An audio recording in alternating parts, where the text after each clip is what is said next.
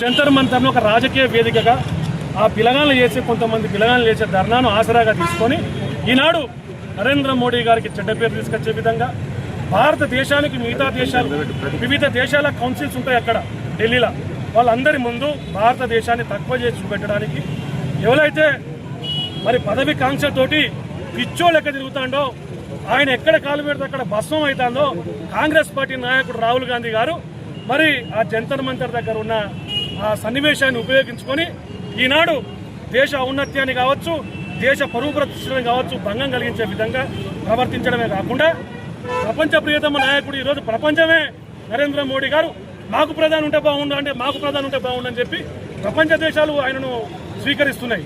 మరి రాహుల్ గాంధీ గారికి ఆయన పదవికాంక్షతోటి ఈనాడు దేశ ఔన్నత్యాన్ని దేశం కూడా పేరు ప్రతిష్టలను దెబ్బతీసే విధంగా పాకిస్తాన్ జెండా ఎందుకు వస్తుందండి అక్కడ జంతర్ మంతర్ దగ్గర? ఆఫ్ఘనిస్తాన్ నినాదాలు ఎందుకు వస్తాయి? బంగ్లాదేశ్ నినాదాలు ఎందుకు వస్తాయి? 370 ఆర్టికల్ ఎందుకు? నీటి పేపర్ గురించి కొట్లాడటానికి 370 ఆర్టికల్ ఎందుకు? కాశ్మీర్ ముచ్చట ఎందుకు? అంటే ఒక నీటి పేపర్ లీకేజ్ అనే సందర్భాన్ని అక్కడ యూటిలైజ్ చేసుకుని రాజకీయం చేస్తాను తప్పితే యువతకు న్యాయం చేసేది నరేంద్ర మోడీ ఒక్కడే. ఈనాడు యువతను రాజకీయ రంగంలో నాయకులను తయారు చేస్తున్న పార్టీ భారతీయ జనతా పార్టీ. యువకులకు వివిధ రకాల స్టార్టప్లు కావచ్చు, వివిధ దేశాల నుంచి పెట్టుబడులు కావచ్చు, నరేంద్ర మోడీ గారు తీసుకొస్తున్నాయి అలా పెట్టుబడులు భారతదేశానికి. మరి రాహుల్ గాంధీని చూసి అసలు ఏం జరుగుతుంది ఏంది అసలు దేశం ఎటుపోతుంది కూడా ఆయనకు తెలియదు.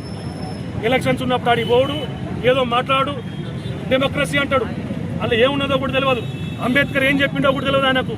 మరి ఆ రాహుల్ గాంధీ ఈనాడు నరేంద్ర మోడీ గారి ఇంటి ఆవరణలో ఇష్టం వచ్చిన ప్రవర్తించడం, మరి ఈ సీజేపీ మనం ఈ కాక్రోచ్లు ఎక్కడ వచ్చిందో మాకు తెలుస్తలేదు. ఈ కాక్రోచ్లు ఎవడో తెలుస్తలేదు. ఈనాడు యువతకు న్యాయం చేసే పార్టీ భారతీయ జనతా పార్టీ, యువతకు న్యాయం చేసే నాయకుడు నరేంద్ర మోడీ గారు అని చెప్పి మరొకసారి తెలియజేస్తున్నాము.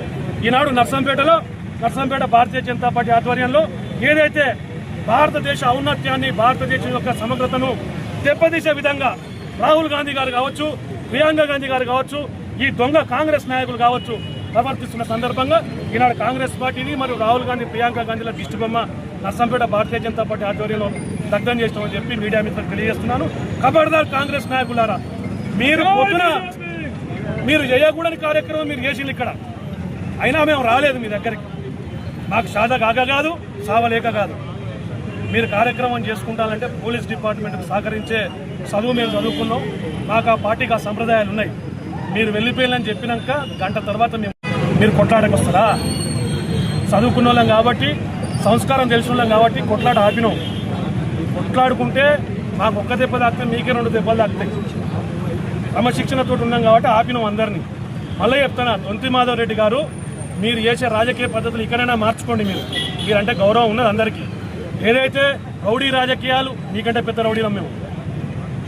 రౌడీలం కాకపోతే భారతీయ జనతా పార్టీ నేర్పే క్రమశిక్షణగా ఉంటాను. మీ పార్టీ నాయకులు ఇట్లా గుండాల లెక్క వచ్చి చౌరస్తాల మీద దందాలు చేసుకుంటా వ్యక్తుల మీద ఇవన్నీ చేస్తారు. అయినా మేము చూసి చూడనట్టు మీరు పరిపాలన మీద వచ్చింది కదా, మీరు ఏ పార్టీ